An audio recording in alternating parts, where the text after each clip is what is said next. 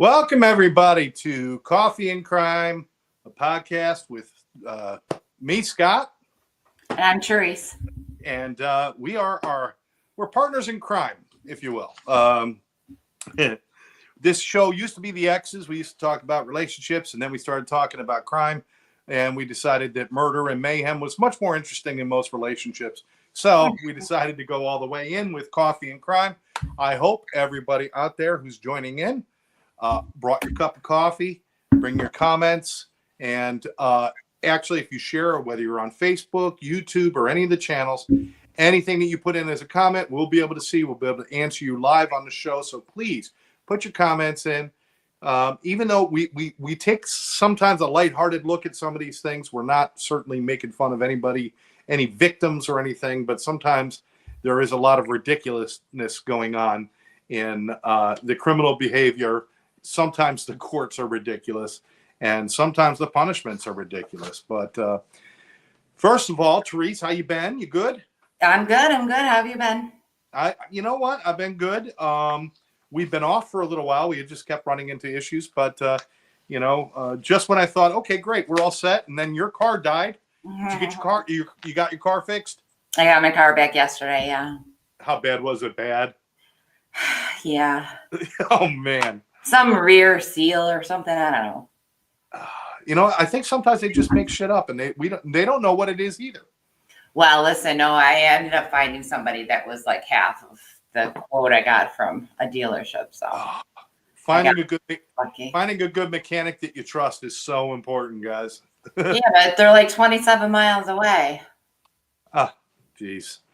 Well, I'm glad you're back. I'm glad that your car's back, and we can get right into crime. We've got so much to talk about. We're certainly going to touch on what's going on in the, although it seems like it should be over, we're still waiting for sentencing for the suitcase murders, right, Therese? We're waiting for sentencing?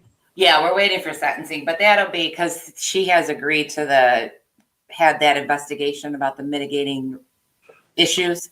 So that might be like February. Yeah, it was supposed to be in December. But what were the mitigating issues again? What is she saying? Oh, I don't know.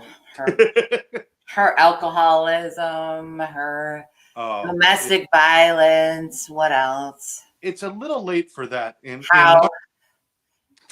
What was her name again? Sarah Boone. Sarah Boone. Whack job. We've talked about it before. We're not going to spend time on it, but she put her boyfriend, boyfriend of a lot of years and a lot of time, in a suitcase. Whether it was willingly or not, we're unsure, but put him in a suitcase, dragged him down some stairs, and left him in the suitcase overnight where he suffocated and died. But then, and she was obviously drunk, and she videotaped it. By the way, a good tip, if you're going to kill somebody, do not take a cell phone video. I know you're thinking this will be great for YouTube or TikTok, but it's not good for the court case. So she videotaped, or she cell phoned herself talking to him while he was begging to get out. He ends up dying. Now, here's where it goes sideways. They were both obviously drunk. There was evidence that they were both drunk. She was extremely drunk on the video. They've had a habit, and there's been a record of them both drinking to excess and using drugs and stuff. If she had walked out of that house that day and said, you know what, we were both drunk, I barely remember what happened, I can't believe that happened, she'd be looking at reckless endangerment or maybe criminally negligent homicide, something like that. Mm-hmm. I believe but she walked out and immediately started telling stories, and the stories changed. She changed lawyers 8 times until she finally got number 9, who was stuck with her. And she changed her story like 5 times. It was a game of hide and seek. Then it was, I'm defending. It was self-defense against abuse. And then it was this, and then it was that. And now she's coming out with, we were drunk. I'm an alcoholic, whatever. I'm sorry. You weren't drunk when you were in court telling the lies. So I gotta say, no leniency. What do you think? Yeah, I don't think so. What's the minimum? The minimum is 22 and a half years. I think she'll get somewhere around 25, between 25 and 30, I would say. All right. Well, I hope so. I really, really hope so.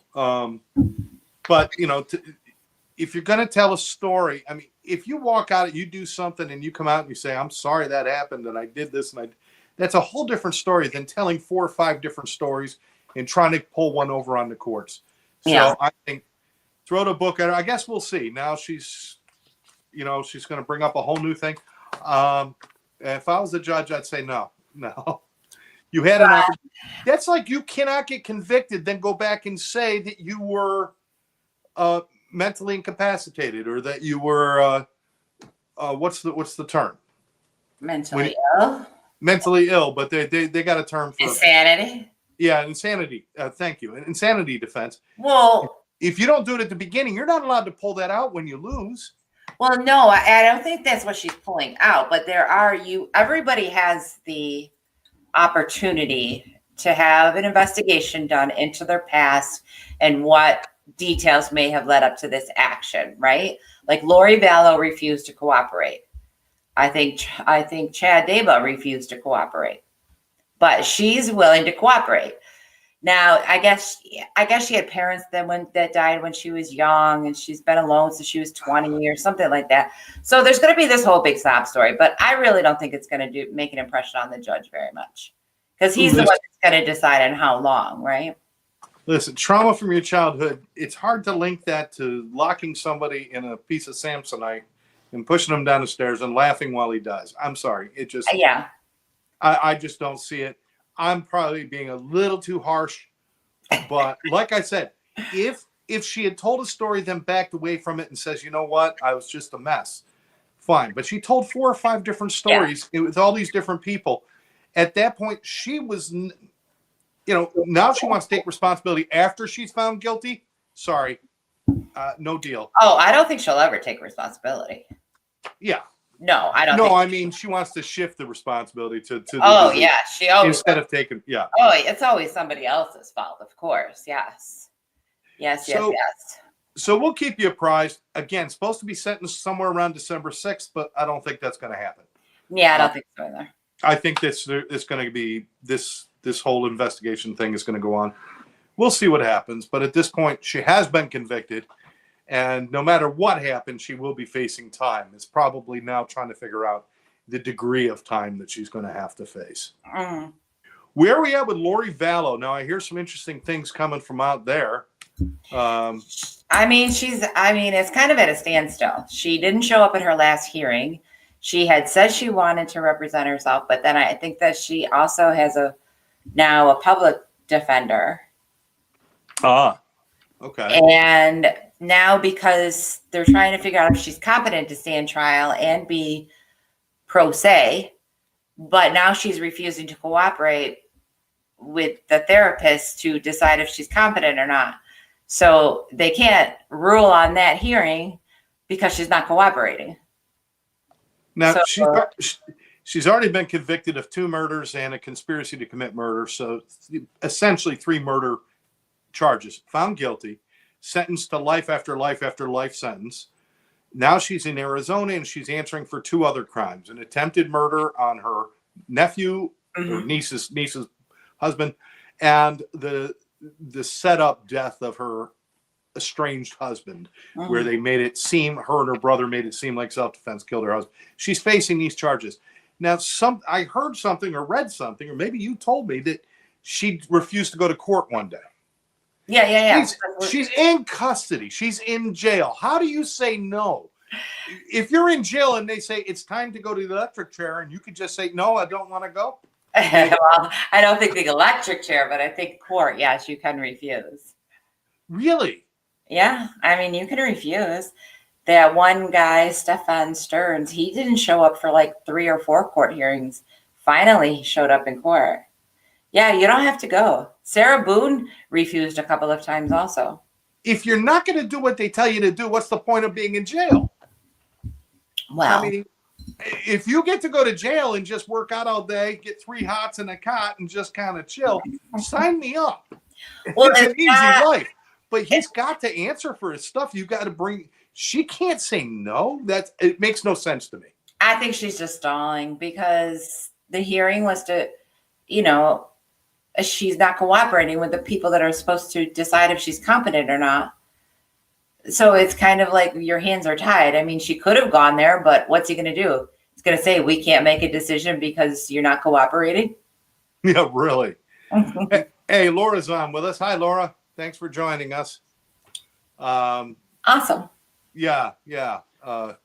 Hang out with Laura once a month at DJ night. She's always out there, always doing a great job. We finally got our pool done. Awesome. And it's beautiful. I'll have to send you some pictures. Absolutely beautiful. And we got night swimming again and everything. And I go out and I DJ and still like nobody shows up. I don't get it. I don't get it. Maybe it's me. Maybe it's you. All right. So at this point, we're waiting on what's the next step for Lori Vallow, and when will we pick up the story again? I think that we're waiting for her to cooperate and them to make a ruling on whether she's going to be represented or if she's going to represent herself. I really hope. I don't pray. I'm praying though this time that she gets to represent herself, and I pray they put it on court TV. Oh my goodness! Could you imagine the circus that's going to be? I know, right? I mean, it would be very entertaining. I was kind of disappointed when Sarah Boone got her last lawyer. Yeah. Well, Sarah Boone, I mean, Sarah Boone would just be nuts. She'd be all over the place. But well, it would have been entertaining. Yeah, that's true. But I love The Walking Dead. I love zombie movies, and I'd love to have a zombie expert there in court testifying. I love that. Oh my God. If you don't know what I'm talking about, she actually claimed that her children were turning into zombies, or that they were zombies, and that she was killing them in the Lord's name. And her husband, like everybody. Everybody was zombies. Everybody was zombies. Yeah. And everybody ended up dead. Even one of the killers in the family, the brother, they didn't have to kill him because he got taken out by nature. Whatever. I don't heart thing or something. I don't know. I don't believe that, but anyway. Strange. Yeah, neither do I. I. At this point, these two, Chad and Tammy. No. Sorry, Chad and Lori. Yeah. Chad and Lori, we're not going to hear from them again. We're going to follow up on the court case, but they're done for life. There's no possibility they're going to find their way out of what they're in. There's just too much overwhelming evidence, including bodies, which is one of the things missing from this next case is the body. Yeah. This is a very interesting case.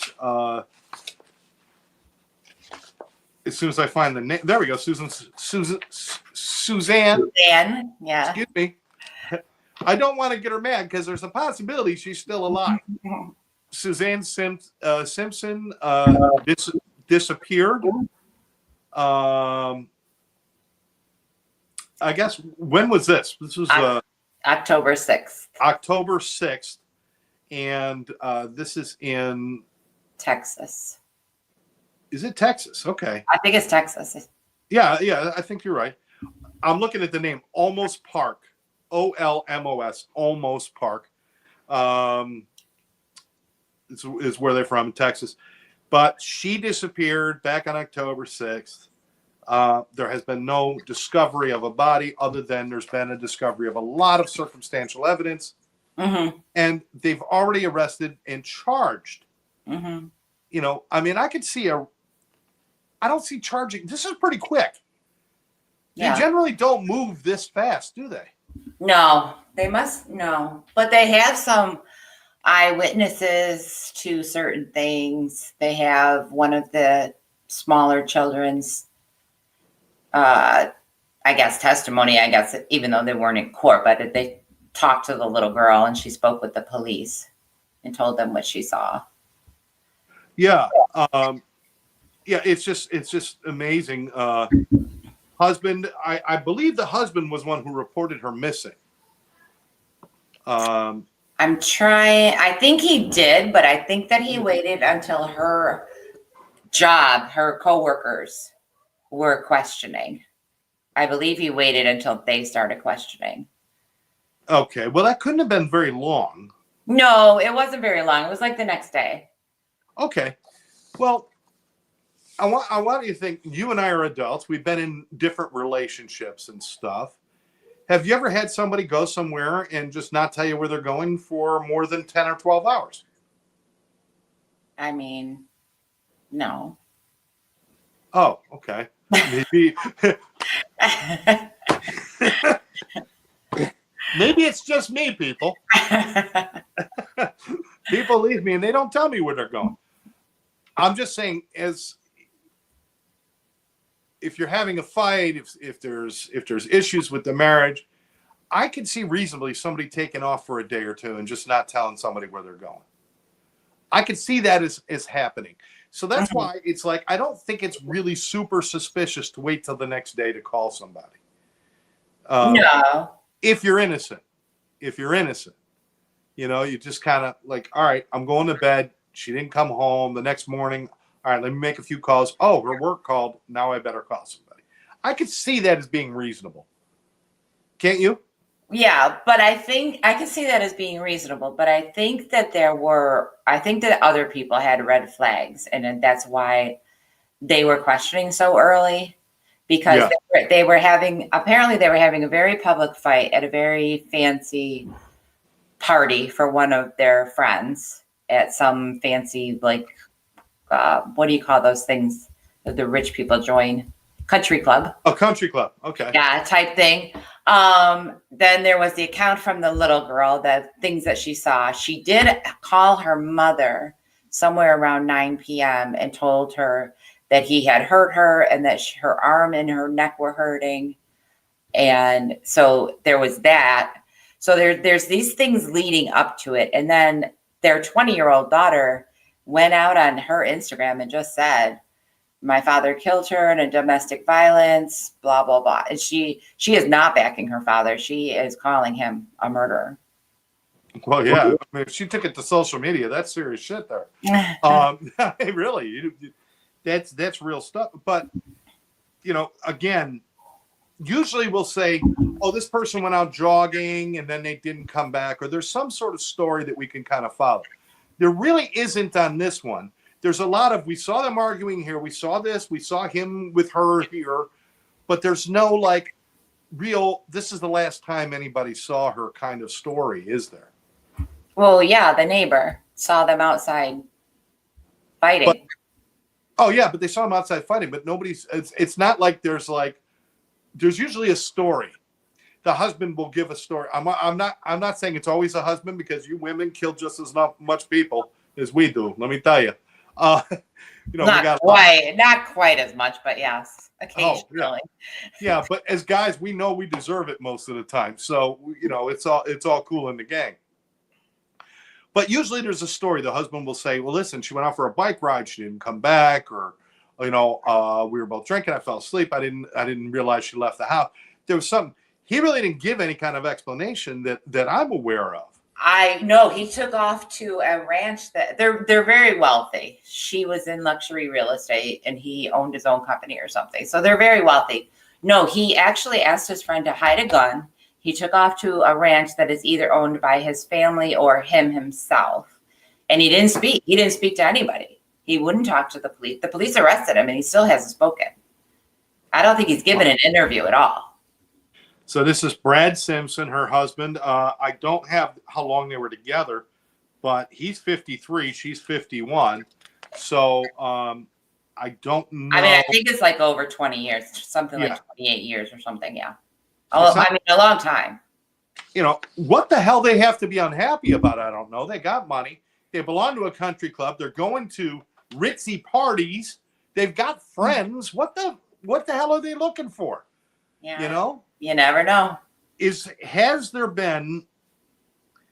So anyway, the circumstantial evidence, we've got witnesses that see them fighting and have some suspicion. We got the kids. And then we've also they found a burn site where they found burned cell phones and laptops that belonged to him. And they found, I guess, a substantial amount of blood in his truck. Is that right? I guess so, yeah. Yeah. And they also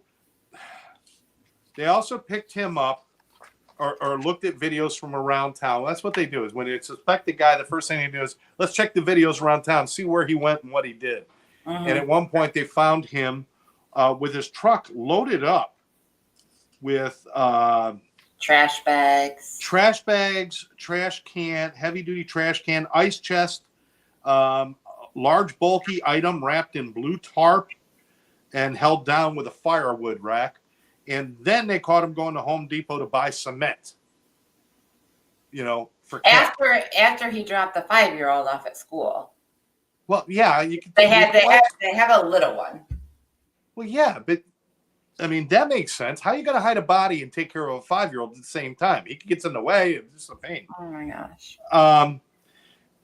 He also purchased Clorox disinfectant spray and insect repellent. So obviously, wherever he buried her, there was a lot of mosquitoes or something. Well, they're saying that they're not sure if that was to mask the smell or if he just bought that because he was going up to this ranch place. So while he's in the parking lot at Home Depot, he asked somebody where the closest dump was. And he intentionally shut off his cellular service right after that. So nobody could track where he went. Because, best tracking in the world, when your phone's off, you cannot ping it and do things, when the service is turned off. But anyway. He also shut down, he put her service on suspension. Apparently that night, like somewhere around 9:30 p.m. The last night she was seen. Before he even reported her missing, he canceled her phone service. Mm-hmm. Well, I guess he didn't cancel it. He suspended it. That's just sloppy. But that's probably so nobody could contact her. It wouldn't ring. It would just go to like voicemail. Right. Yeah. You can't ping with hers if it's suspended. Yeah. Apparently when they arrested him, he did not appear surprised. He did not react. And like you said, he hasn't really talked to anybody. Yeah, I don't think he's spoken. Honestly, I don't think he said anything. I haven't heard that he has. Well, right now he remains in the Breckser County Jail with a bonds of $3 million with a federal hold by the ATF for weapons charges. That was the original thing they picked him up for. Was they found the firearms and then they found out about the one that he had his friend hide. Okay, all right. So that was the original thing that they got him there. They just charged him with murder, I don't know, maybe a couple of days ago. Right. Well, they're searching a certain area. They have a relatively good idea about where she might be in the woods kind of thing, but they're searching the areas. Nothing been found yet. But there is certainly enough evidence when you put it all together to at least hold him. I'm surprised they charged him already, though. They charged him with the murder, which is very quick. It's very quick. I could see holding him. You got him on the weapons charge. You can keep him for a long time dealing with the ATF and the weapons charge without charging the murder before you find the body or at least a little more evidence. Yeah, I don't know. I don't know why they decided to charge him so soon. Maybe it's to protect the kids. Maybe so he can't intimidate them because they have 4 kids. So the youngest is like 5. There's a 20-year-old, and then I don't know if the other 2 are in the middle or if they're older. I don't know where they fall. Well, I mean, the bottom line is this. This happens a lot more often than not. You'd be surprised how many people go missing, hurt by loved ones, and disappear. We report almost half of our cases are things to do with families that we talk about. Mm-hmm. And I think it's just like a good lesson that if you see something, say something. Yeah. If you think something's, listen, I know it can be embarrassing if you got it wrong. I know they might get mad at you if you got it wrong. But if you got it right, if somebody reports it faster, maybe there's a better chance of saving some lives. Yeah. But, can you imagine how many people hear and see things all the time that just turn away from it? I know. I don't understand. The whole neighbor thing drives me bonkers because apparently this person heard all of this, even took video because they showed the police a video and that didn't call 911. They waited until the police knocked on their door. And then they said, oh yeah, by the way, this night, this all happened, right? Well, why wouldn't you call 911? You see this guy physically attacking his wife, Yeah. just call 911 anonymously. Say, listen, I don't want to give you my name or my address, but here is where the incident is going on, right? Because if you call, they pull up at your house. Yeah. Well, and listen, we see it all the time. Couple gets out of the car, they're unloading the groceries, and they're yelling at each other. I thought you were going to get the eggs. I thought you were going to get the eggs. And that stuff happens. But when it looks like it's on the edge of violence or becomes violent, do something. Yeah. Everybody's going to get in a shouting match here and there. It happens, even in the best of marriages. Even in our relationship, we had times when we would, well, we weren't yelling and screaming at each other. We never went there because that's just not what we chose to do. But you can see we get upset with each other, and you could get mad and do things. But if it looks like it's violent, God, call 911. And I love the police. And special shout out right now to the Palm Beach Sheriff's Office. Lost 2 officers today, and one is in critical, who were struck by a car while they were on the side of the road. They were motorcycle sheriff officers. All 3 of them were on the side of the road. Somebody went off the road and killed 2 and severely injured 1. Oh, jeez. And but to the Palm Beach Guard Sheriff's Office, thank you for the service you do, and we're so sorry for your loss.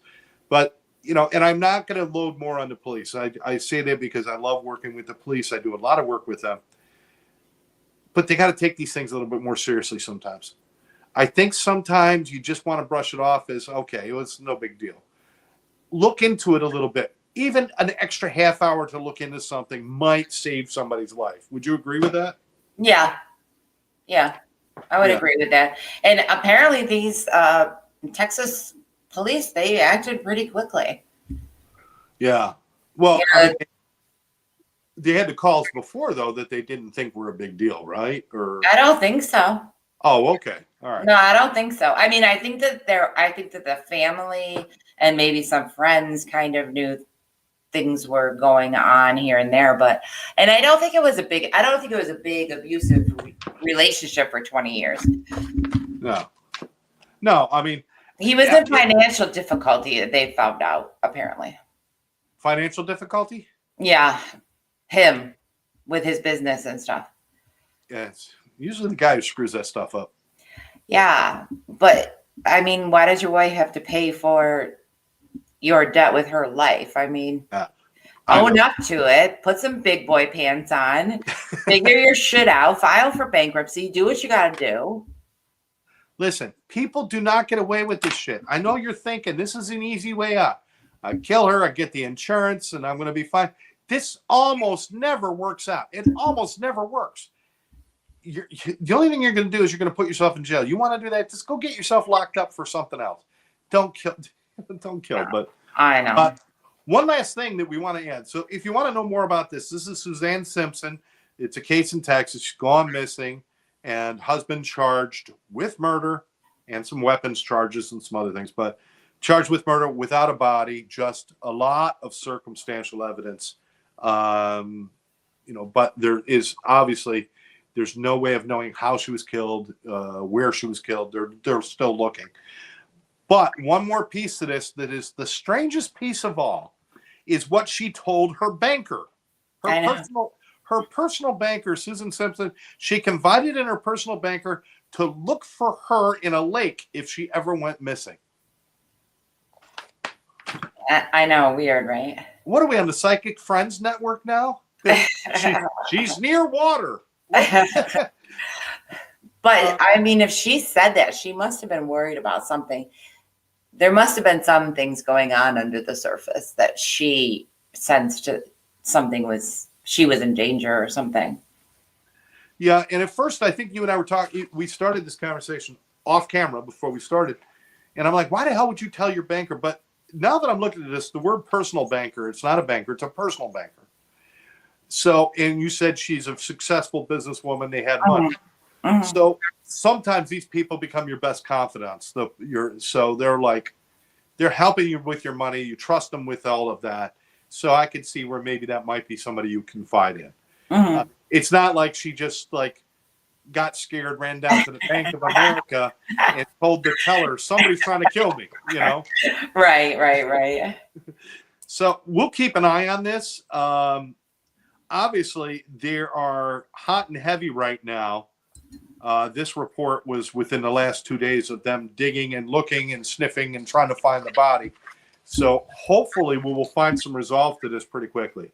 Yeah. Originally, they went to a landfill. They've already been to a landfill.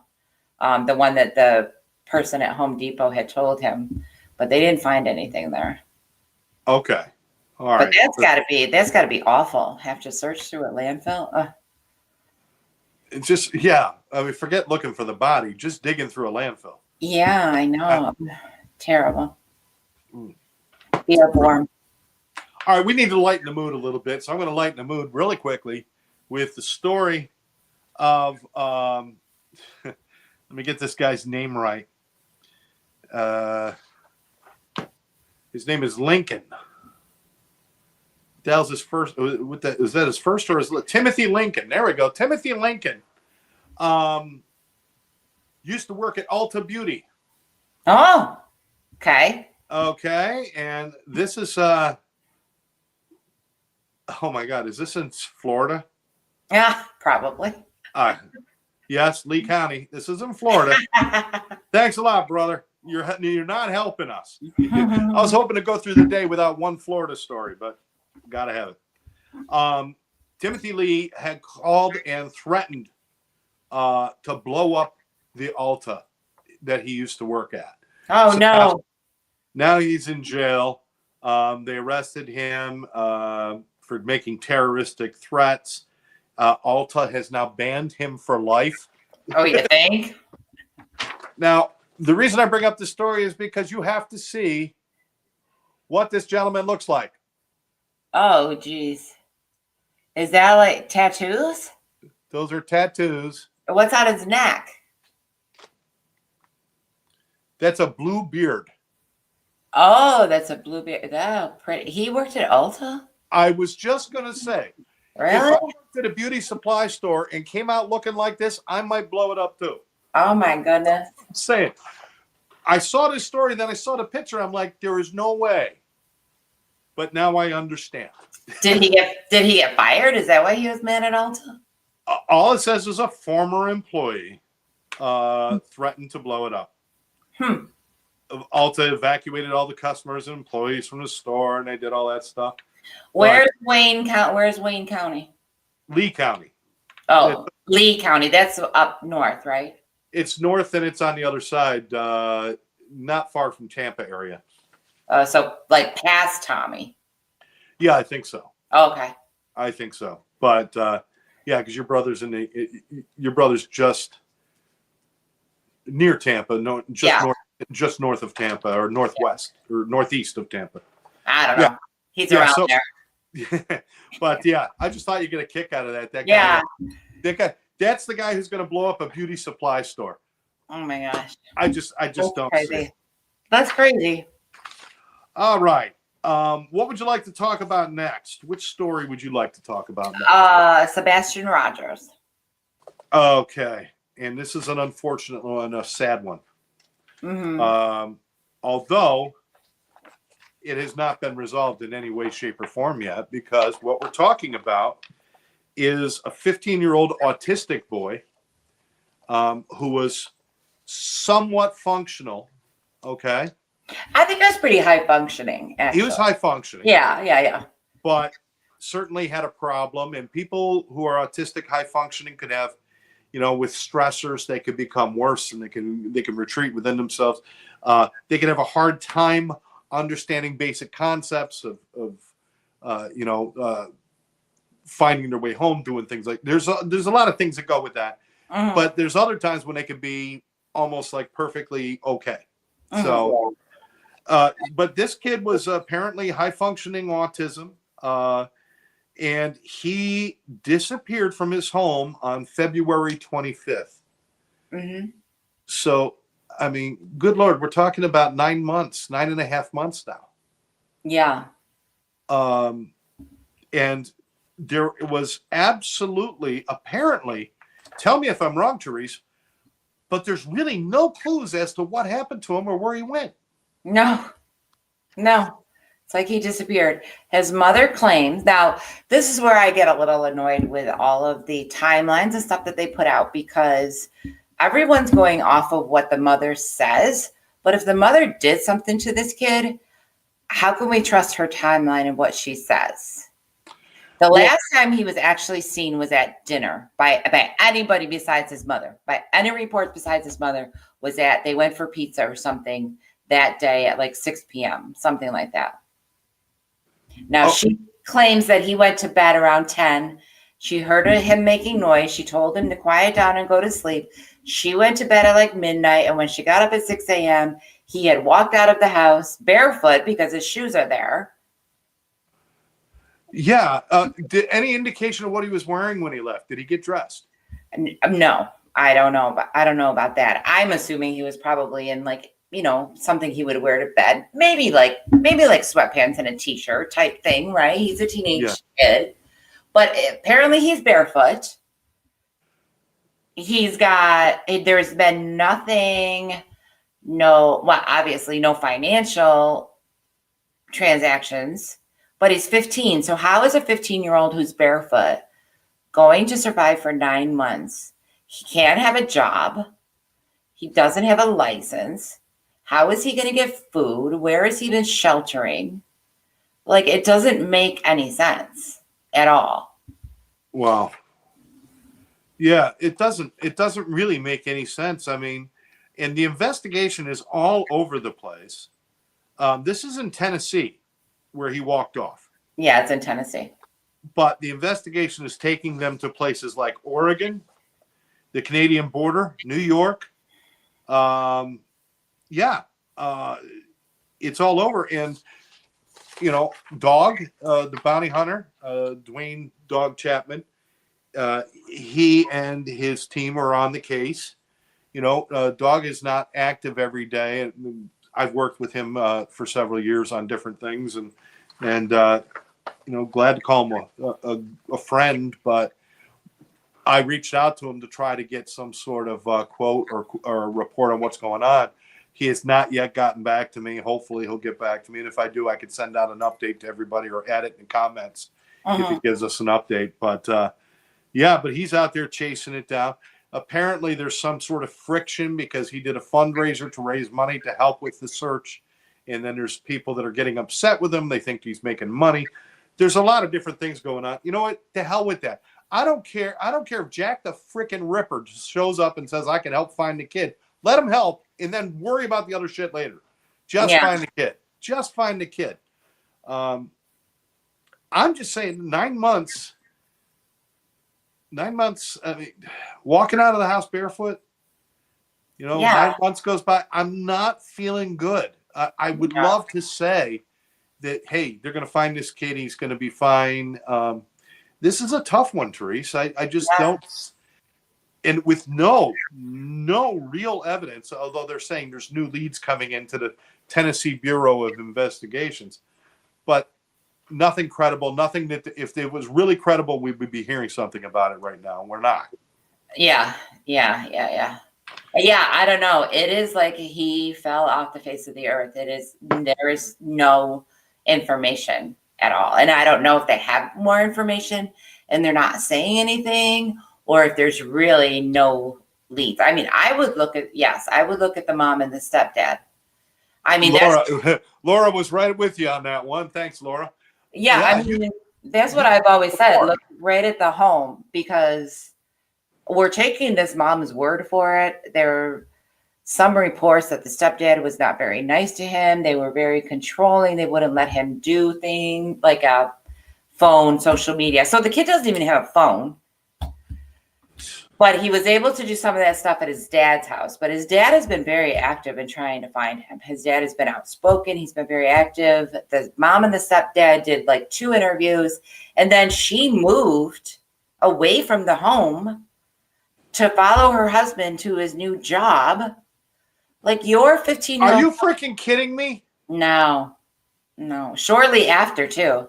Like, listen, if my child was missing and I was in a home that's all they knew, I'm staying at that home until they knock on the front door. Yeah. Hello. You find a way to make that work, Yeah. and I mean, go do your job, be gone for 6 months. I don't care.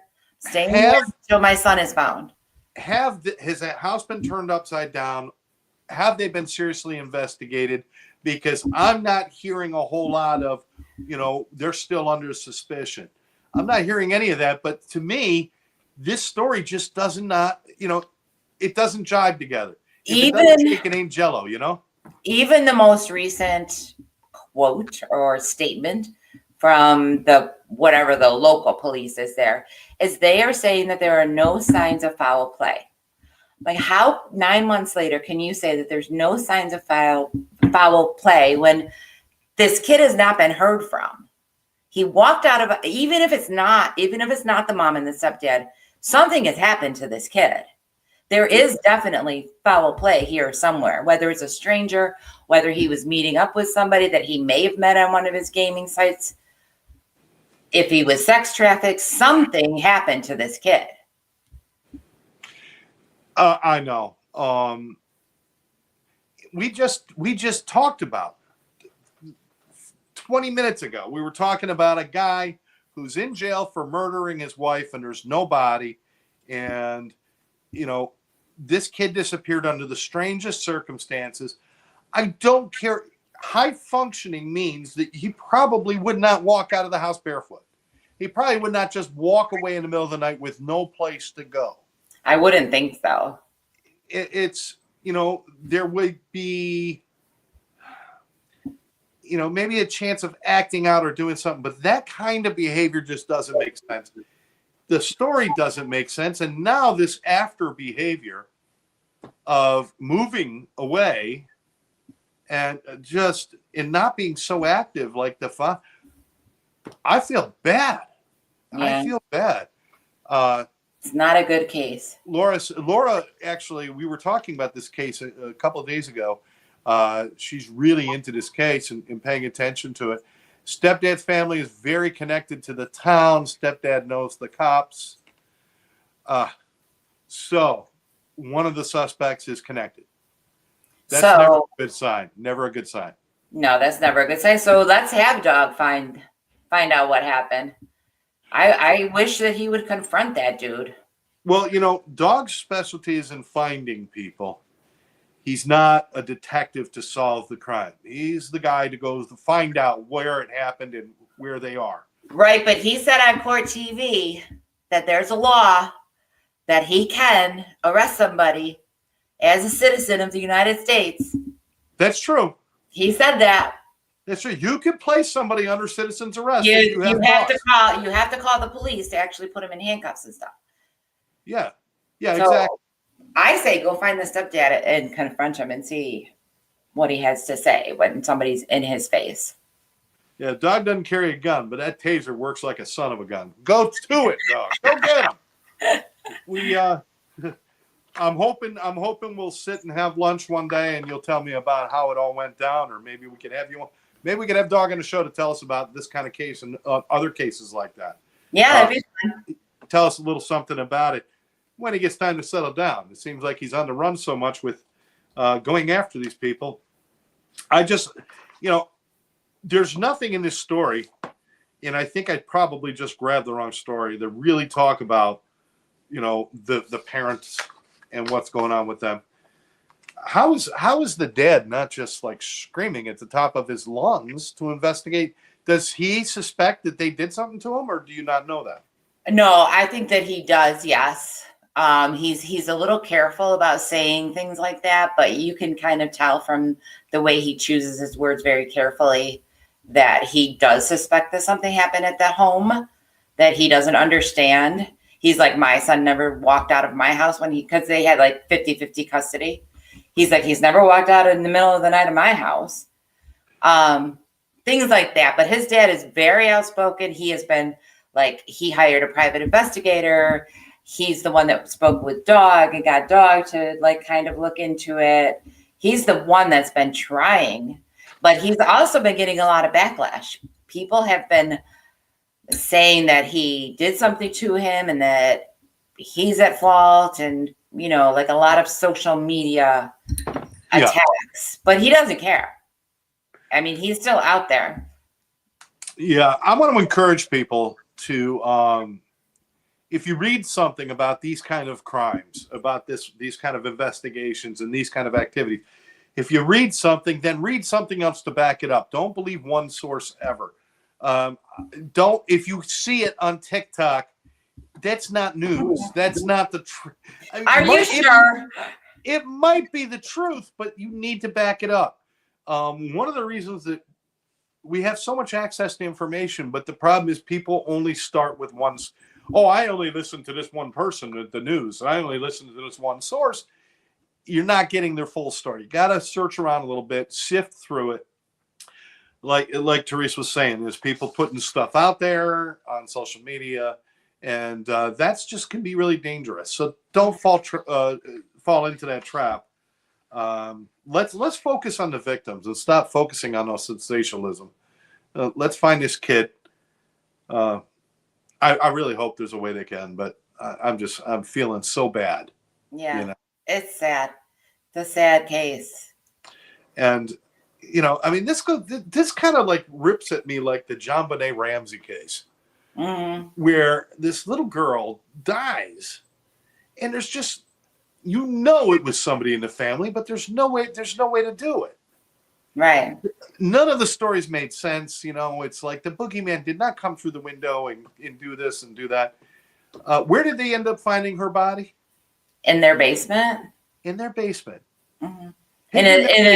In a back room, like a separate room from the actual big basement. Yeah. You know how those old houses used to have like the little tool rooms? Oh yeah. Wooden door. That's how I picture it. No, it's very much like that because that's where I used to keep my kids when they acted up. But they were alive. I gave them water and bread. No, I'm kidding. I didn't do that. If you ask them, they'd say I treated them like you didn't give them water and bread. No, I gave them no water. No. One of them left the ketchup bottle, kind of the top of it still had crust. I like that wiped off. You don't do that, you get time in the room. Oh my God. The chokey. But here's the thing. Those kind of things in a house, those kind of hidden spaces, those kind of like side rooms and stuff, strangers don't come in and do that. That's where the family's like, or somebody in the family put them there. They won't, put her there. They still have not figured this out. And that's one of those ones that I don't know why we were so obsessed with that case. What was it? Was it because she was a little beauty queen? I think it was because there was so much questions around it. There was the ransom note, right? Because some stranger that comes in the house and kills this little girl is going to sit at their breakfast bar and write a ransom note and ask for this certain amount of money from the dad. Just so happens that that's exactly what he has in the bank. I don't know. It's just, I think it was all just odd. It was. And again, it's so frustrating that there's just no answer for it. And hopefully one day, but let's hope we don't go there again. Now the family's starting to die off, right? The mom died, correct? Yes. The dad is older. I think he got remarried, but I think he's older now. Well, I don't know. My money's on the dad, but I don't know. My money's on the mom. Yeah. I don't know. I always thought it was the mom. For some reason, I think that she was jealous of the little girl. It's disturbing. And whenever we're talking about kids, obviously we're very disturbed. We only got about 10 minutes left, Therese. I want to. Oh, no. Yeah, I know. Speaking of kids and disturbing stories, who can forget the story of Smith? Oh, yeah. Susan. The other one was Suzanne Simpson. This is Susan Smith. Yeah. Susan Smith, who, well, go ahead. She did. I know this one really got you. Years ago. She claimed that a black man carjacked her car with her kids in it and took off, threatened her with a gun, blah, blah, blah. It turns out she had buckled them in their car seats, rolled her car down the ramp at the river in South Carolina, I think, South Carolina is correct. and left them in the car to drown. And then continued that lie for like 9 days until the police got her to confess. Because she was afraid to tell the people that loved the boys that they were never going to see him again. Yeah. I mean, to strap them into a car and to physically push that car into the water. And it came out, I guess, that she attempted to do it like a couple of times. Like she released the parking brake and then pulled it again, and then released it and then pulled, and reports say that she stood there and watched it sink. Wow. Now, was that the one where they were playing that song? No. Oh, There was Diane Downs. She had a very similar story, though. She claimed that some stranger needed help on the road and blah, blah, blah. She shot her kids, though. But this one is, they wanted to get her to death penalty. They did not. What they thought was a life sentence. Apparently, some of the jurors were misunderstood. She actually just hit 30 years and was up for parole. Mm-hmm. The husband said that 30 years, that's 15 years for each child. He goes, that's not enough. Yeah. When you think about it in those terms, you know, I mean, you better start talking about 30 years per kid before you even think about letting this loop job out. But she got denied her parole. One of the things also said is she never has shown serious remorse. Mm-hmm. She said the word sorry. She's done a few things like that and said, she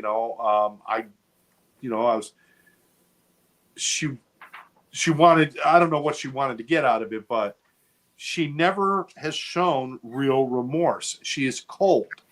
She is cold, yeah. And she hasn't been the model prisoner either. She slept with prison guards. She's got caught with doing drugs. She did something with the belongings of another prisoner. And most recently, she got in some trouble, like just a few months ago, with some person that told her that they were a producer or something. So I don't know what they kind of glossed over that, but she claims that she has an appeal that that's not her fault. Oh. But do you remember this story when it happened? It was 30 years. Yeah, I do. Because I remember, because we're talking about, it was 34 years ago when the crime took place. I'm trying to figure out exactly what. No, I think it was brought to trial pretty quickly. I mean, it was 1994. Yeah. So 30 years ago. Yeah. It came to trial quickly because there wasn't any question about what happened. No. So she was arrested and went to trial. And 30 years ago, I remember this story, and I remember being I was gobsmacked. I didn't know what to say. I had no frame of reference for that kind of evil. I never even considered it. And I was a pain in the ass young person, if you will. Young person. Even with some of the issues I had with drinking and drugs and different things I did when I was younger. I just could not picture that kind of evil. Well, we would have been, how old were we in 94? Well, let's just take 30 away from now. We would have been 28. Yeah. We would have been 28. And at 28, I just, I had a lot of problems in my life. I did a lot of bad things. I did a lot of wrong things. But I just couldn't understand that kind of evil. Well, and I kept thinking, she's just got to be like crazy. I expected her to see her run around with lipstick all over her face and, woohoo. When they showed the pictures of her and stuff, I'm like, she looks normal. How does somebody do that? I remember that. What were you feeling back then? Do you remember? I remember seeing her crying on TV, but what I can remember is I was 28. I had 2 children. I was separated from my first husband. That's exactly the year that we separated. Wow. And I just couldn't understand how she could do it. Like, I could look at my daughters and just be like, how could she do that just for, apparently she was dating some rich man and he said he didn't want kids. So she decided to eliminate the kids. But it was also said, I remember that. Yes, yes. a letter from the boyfriend in the car. There was her wedding dress in the car, wedding album in the car from her husband who was estranged then. They were separated, and one of the prosecutors that prosecuted the case was there at the bail, and he said if she could have gotten David Smith in that car, she probably would have rolled him off of the ramp too. She just wanted to eliminate that part of her life. Wow. But the way she cried, fake cried on TV many years ago, was exactly how she started out this bail. Like, she started trying to cry immediately, like with the first 2 minutes. And there was never any tears. Her nose never got red, but she was wiping. There's nothing to wipe. I'm serious. It was terrible. Yeah, I remember, and I think everybody wanted to believe her story. It's like, oh, there's this young mother. She wasn't ugly, no. And she's doing the crocodile tears, trying to cry or whatever. But you want to believe that. And I remember when it came out, which was just a few days late, when they said this is what happened. I think it shocked everybody. I think everybody had to sit back a little bit. And I think that we couldn't even conceive, what do we even do with a person like this? Right. And now we're looking at 30 years later, and she's looking to get out of jail. And like you said, she has not been a model citizen. She has not. Mm-hmm. She's not taken responsibility, as far as I know, and as far as what her ex-husband is saying, that she hasn't owned any of this. She hasn't been remorseful about any of this. She just basically says, well, I've done enough time. Let me out. And it's like, that's not how it works. She's stuck in there for at least another couple of years. They will reevaluate. And hopefully this will be one of those Shawshank moments where they say, denied. Right. And just keep saying it. The ex-husband was so, it was so hard to watch him, because you can just see, he didn't even have to say anything when he stood up to say what he was going to say. Even before he started talking, you can just see the devastation in him. You can see it in his eyes. Absolutely. Even now, I mean, he has another family. He got remarried, and he has, I think, 2 kids. His daughter was there, but this pain hasn't gone away. He still, misses those boys and feels so bad that they didn't get a chance to grow up. Wow. There's so many. We're at the end of the show. We got like a minute left. Okay. And we still didn't cover everything. So shut up. No. But it's just saying, there's so much to talk about. Oh, and I think the next story would have been really interesting, because I wanted to talk about Kroberger, Brian Kroberger. Did the college town murder, killed the 4 people, and now he's fighting, and his lawyers are fighting, saying that it's cruel and unusual punishment for death penalty, or to sit on death row is inhumane. We're going to address that the next show, 2 weeks from now. Okay. We're going to address that. And I want to address, and we're going to put this out there. I'm going to put this out there for early distribution as far as advertising for our next show. I want people to give their opinions on death penalty. I want to hear it. I think that now, with a lot of the cases we're talking about, it's an option. And I think it's worth talking about what people think. What do you think? Yeah, I think that's good. Let's do that. Again, thank you, everybody, for joining us. Coffee and Crime. We want to appreciate you spending time with us. We want to thank you for all of the attention you've given us through our other show and everything else. And certainly moving forward, we hope everybody has a wonderful, safe, and happy holiday. Thanksgiving next week. Enjoy it. Therese, final message? Happy Thanksgiving, everybody. Have a good time. Yes, please. Have a good time. Eat lots of turkey. and then take a nice long walk. Don't fall asleep. You'll feel horrible. There you go. Later on. Bye-bye, everybody.